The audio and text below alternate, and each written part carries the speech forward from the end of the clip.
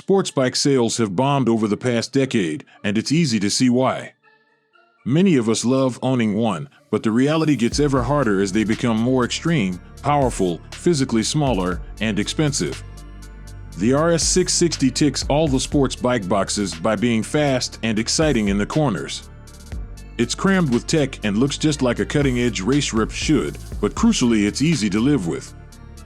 So let's look at 8 reasons why we love the Aprilia RS660. One of the first things most prospective buyers will consider when buying a sport bike will be aesthetics.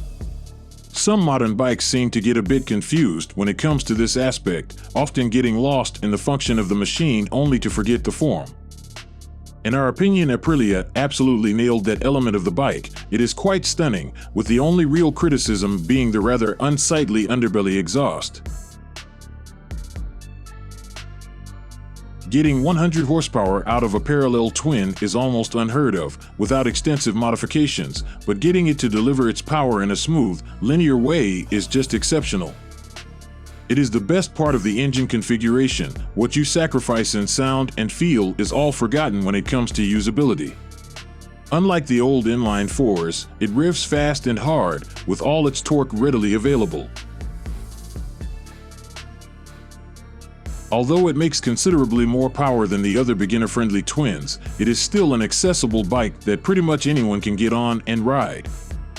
It isn't necessarily intended to be a beginner bike like the Kawasaki Ninja 650, but it does have a reasonable seat height, and if you leave all the electronic aids on, it will protect less experienced riders from themselves.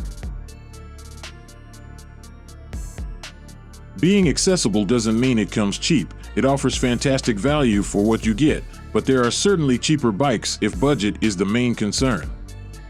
It comes with a list of features that simply cannot be rivaled, though. It gets a 6-axis Aprilia Performance Ride Control Unit from the Tuono V4, slipper clutch, quick shifter, and 5 ride modes, all standard fitment at the $11,499 base price.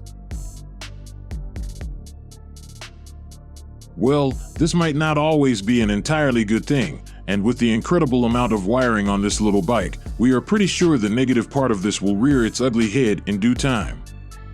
For now, we get to focus on the nice bits. The fact that it handles like an Italian bike sounds a lot better than any other parallel twin and is pretty much peerless in the looks department.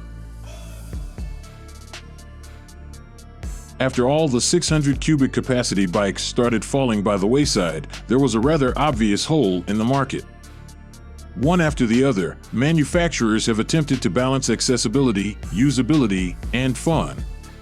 So far, none have really found the perfect balance, with most of them favoring the accessibility option for obvious reasons. We would argue that the Aprilia has perfected the balance, ushering in a new era of middleweight sport bikes. If you look at something like the outgoing Yamaha R6, it is so track-focused that just thinking of riding it to work on it immediately gives you a backache.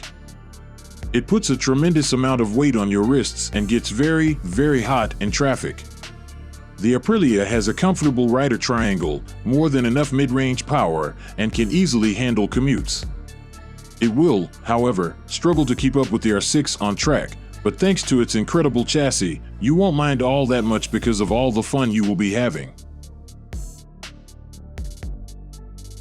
When you see that an engine is a stressed member of the frame, it usually translates to rather average riding characteristics. Somehow, Aprilia has bucked this trend. It is a twin-spar unit, and the swing arm is bolted directly to the engine, but the assembly is so compact that it gives the bike very good weight distribution thanks to a short sub-55-inch wheelbase.